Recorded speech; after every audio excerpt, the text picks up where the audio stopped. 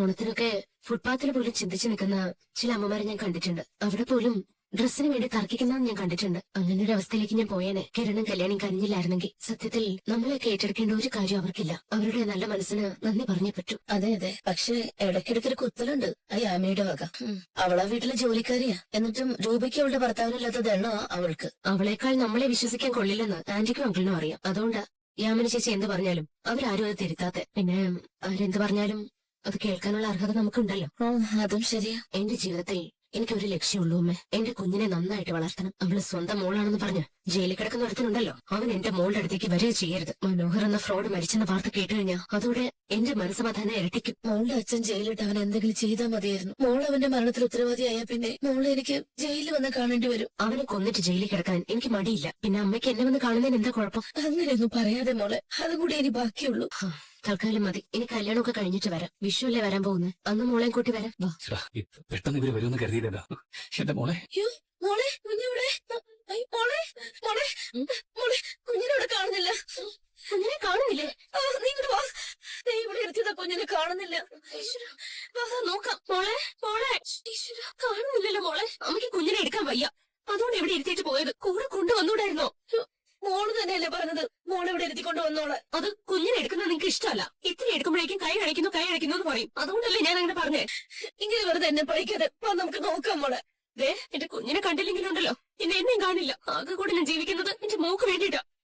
മോളെ ഇങ്ങോട്ട് വാ. മോളെ മോളെ മോളെ മോളെ മോളെ മോളെ മോളെ മോളെ കൺമണി മോളെ മോളെ മോളെ മോളെ കൺമണി മോളെ മോളെ മോളെ മോളെ മോളെ മോളെ മോളെ കണ്ടോ? ഇവിടെ ഒന്നും ഇല്ല. നമുക്കത് അവിടെ നോക്കാം മോളെ. എന്തിനാ എന്റെ പിന്നാലെ ഇങ്ങനെ നടക്കുന്നേ? അവിടെ എങ്ങനെ പോയി നോക്കാം. മോളെ കൺമണി മോളെ. എന്താ മാഡം? എന്റെ കുഞ്ഞിനെ കാണുന്നില്ല. എവിടെ പോയിന്ന് അറിയില്ല. ഇടയ്ക്ക് വന്നൊരു സാർ കുഞ്ഞിനെ എടുത്തായിരുന്നല്ലോ. സാറോ? ഏത് സാറ്?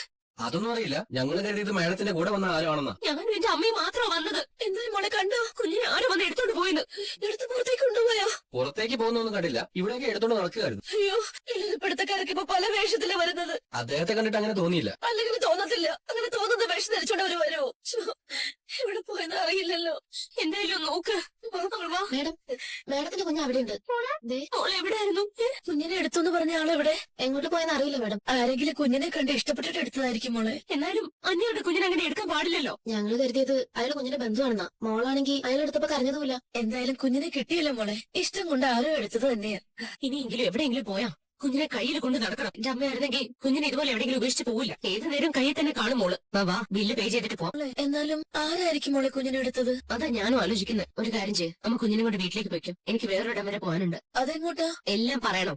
പറഞ്ഞിട്ട് പോകാൻ പറ്റത്തോളോ? ചോദിച്ചതേ ഉള്ളൂ മോളെ. ഹോസ്പിറ്റലിലേക്കാണോ? ചന്ദ്രനെ കാണാനാണോ?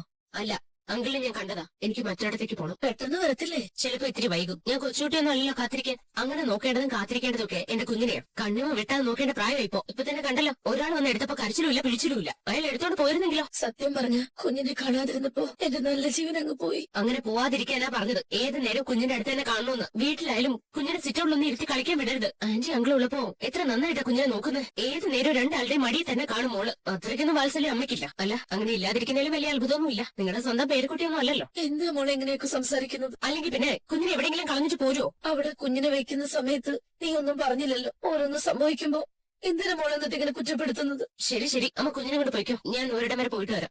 ശരി. മനോഹരല്ലേ? ആണോ? അതന്നെ.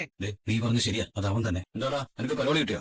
കിട്ടി സാറേ. പുറത്തിറങ്ങിയപ്പോ തന്നെ ഈ ബൈക്ക് വാടകയ്ക്ക് എടുത്തോണ്ട് സാറിന്റെ വീട്ടിലോട്ടാ പോയത്. കുഞ്ഞിനെ ഒന്ന് കാണാൻ വേണ്ടിട്ടാ പോയത്. അല്ല, ഇതിൽ തല്ലിട്ടിയോ? തല്ലൊന്നും കിട്ടിയില്ല. ആ സമയത്ത് സരിയും അവളുടെ അമ്മയും കൂടി കുഞ്ഞിനെ എടുത്തോണ്ട് പുറത്തേക്ക് പോകുന്ന കണ്ടു. എന്തായാലും കുഞ്ഞിനെ കാണണമെന്ന് ഉറപ്പിച്ചിട്ടാ വന്നത്. അതുകൊണ്ട് പിന്നാലെ പോയി. എടാ, നിന്നെ കണ്ടു കഴിഞ്ഞാൽ കൊല്ലാനായിട്ട് നടക്കുകയാണ് അവള്. അത് നിന്നോട് ഞാൻ പലവട്ടം പറഞ്ഞിട്ടുണ്ടല്ലോ.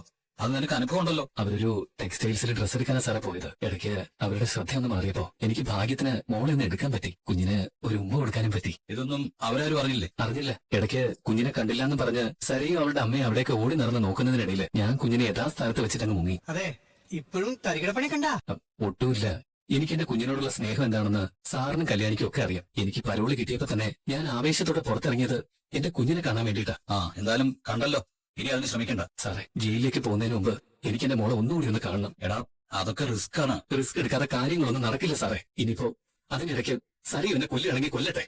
അവളുടെ അച്ഛൻ ജയിലിൽ വെച്ച് എന്നെ തല്ലാനും കൊല്ലാനൊക്കെ ശ്രമിച്ചതാ. അതിന് ഞാൻ തക്കതായി മറുപടിയും കൊടുത്തതാ. പക്ഷെ സരിയു എന്നെ കൊല്ലാൻ വന്ന ഞാൻ ഒരിക്കലും അവളെ തിരിച്ച് തല്ലാനൊന്നും നിൽക്കില്ല. അവൾ എന്നെ തല്ലിക്കോട്ടെ, തല്ലിക്കൊന്നോട്ടെ. അവൾക്ക് അതിനൊക്കെയുള്ള അവകാശമുണ്ട്. പരമാവധി അവളുടെ കണ്ണിൽ ചെന്ന് പെടാതിരിക്കാൻ ശ്രമിക്കാം. എന്ന് വെച്ചാ പരോള് കഴിഞ്ഞ് അകത്തേക്ക് തിരിച്ചു പോയി കഴിഞ്ഞാൽ പിന്നെ മാസങ്ങൾ കഴിഞ്ഞായിരിക്കും പുറത്തേക്ക് വരുന്നത്. അതുകൊണ്ടാ ഒരിക്കൽ കൂടി എന്റെ കുഞ്ഞിനൊന്ന് കാണണമെന്ന് പറഞ്ഞത്. എടാ നീ പുറത്തിറങ്ങിയ കാര്യം സറി പറഞ്ഞായിരുന്നോ? അറിയാൻ വഴിയില്ല. പിന്നെ അവള് അച്ഛനെ പോയി കണ്ടാൽ ചിലപ്പോ അറിയും. അത് അവൾ അറിയാതിരിക്കട്ടെ. സാർ എന്നോട് സൂക്ഷിക്കണമെന്ന് പറഞ്ഞില്ലേ? അതന്നെ എനിക്ക് അങ്ങോട്ടും പറയാനുള്ളത്. ഗംഗ ഇപ്പൊ പുറത്താ. അവന്റെ പെങ്ങളുടെ കല്യാണം നടക്കാൻ പോകുന്നുണ്ട്.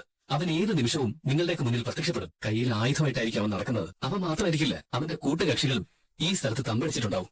എല്ലാരും ഒന്ന് സൂക്ഷിക്കണം. അതുപോലെ തന്നെ കല്യാണ പയ്യനോടും ഒന്ന് കരുതിയിരിക്കാൻ പറയണം. പിന്നിലൂടെ അല്ലേ അവർക്ക് വരൂ. മുന്നിലൂടെ വന്നാൽ രക്ഷയില്ലെന്ന് അവൻ ഇതിനോടകം മനസ്സിലാക്കിയിട്ടുണ്ട്. സാറേ, നമ്മളൊന്നും കരുതുന്ന പോലെ അല്ല ഗംഗ. കുറച്ചു ദിവസം ജയിലിൽ എന്റെ കൂടെ ഉണ്ടായിരുന്നോണ്ട് ഞാൻ പറയുക, അവനിനി ഒരു ജീവിതം ഇല്ലാന്ന് അവന് നന്നായിട്ട് അറിയാം. പക്ഷെ അതോടൊപ്പം തന്നെ അവന്റെ ശത്രുക്കളും ജീവിക്കരുതെന്ന് അവന് ആഗ്രഹമുണ്ട്. അത് സാർ ഉൾപ്പെടെയുള്ള ഒരു മനസ്സിൽ വെച്ചേ പറ്റൂ. ശരി സാറേ, ശരി. പറഞ്ഞത് കേട്ടോ അളിയാ?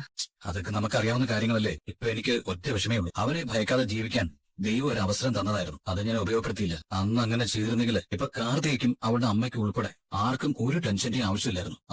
നീ വാ. മോളെ ഞാൻ കാണാനിരിക്കുവായിരുന്നു. അവൻ പുറത്തുണ്ടെന്ന് അറിയിക്കാൻ. മനോഹരോ?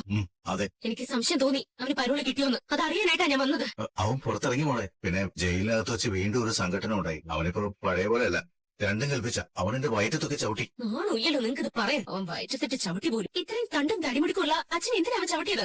അതാ ഞാൻ പറഞ്ഞത്, അവൻ രണ്ടും കൽപ്പിച്ചാണെന്ന്. അപ്പൊ അത് അവൻ തന്നെയോ? ഞാൻ സംശയിച്ചത് ശരി തന്നെയോ? ഇനി അതൊന്ന് കൺഫേം ചെയ്യണം. എന്താ മോളെന്താ ഉദ്ദേശിക്കുന്നത്? ഞാനും അമ്മയും കൂടി ടെക്സ്റ്റൈൽസിൽ പോയതാ. കാർത്തികയുടെ കല്യാണമാണല്ലോ. കുറച്ച് ഡ്രസ്സ് എടുക്കാന്ന് കരുതി മോളെയും കൊണ്ടാ പോയത്. കുഞ്ഞിനെ കളിക്കാൻ ഇരുത്തിയിട്ട് ഞങ്ങൾ പോയപ്പോ ഇടയ്ക്ക് കുഞ്ഞ് മിസ്സിംഗ് ആയി. കുഞ്ഞിനെ ആരും എടുത്തെന്നാ പറഞ്ഞത്. അവൻ പരോളാണെങ്കിൽ അത് അവനാ സാധ്യത. ആയിരിക്കും മോളെ. എന്റെ പേരക്കുട്ടി അവന്റെ ചോരയാണെങ്കിൽ അവൻ കാണുമെന്ന് ഭീഷണി മുഴക്കിക്കൊണ്ടിരിക്കുവായിരുന്നു. പറഞ്ഞതുപോലെ അവൻ ചെയ്തു എന്ന് വേണം കരുതാൻ. എങ്കില് അവനാണോ വന്നതെന്ന് അറിയണം. അതെങ്ങനെ അറിയാൻ പറ്റും? അതൊക്കെ അറിയാൻ നിസ്സാരമല്ലേ? ഞാനത് അറിഞ്ഞോളാം. അവൻ പരോള് കഴിഞ്ഞ് തിരിച്ചു വന്ന എങ്ങനെയെങ്കിലും എന്നെ സന്തോഷിപ്പിക്കുന്ന വാർത്ത അച്ഛൻ കേൾപ്പിക്കണം. പുറത്ത് കടന്ന് അവൻ തിരിച്ചു വരാതിരിക്കാനുള്ള മാർഗങ്ങൾ ഞാനും നോക്കിക്കോളാം. ഇനി എന്തെങ്കിലും കാരണവശാൽ അവൻ വരികയാണെങ്കിലുള്ള കാര്യമാണ് ഞാൻ പറഞ്ഞത്. ഞാനും വിക്രം ഒക്കെ അതിനുവേണ്ടി ശ്രമിക്കുന്നുണ്ട് മോളെ. ഇതിനു മുമ്പ് അവനൊരു പേടിയൊക്കെ ഉണ്ടായിരുന്നു.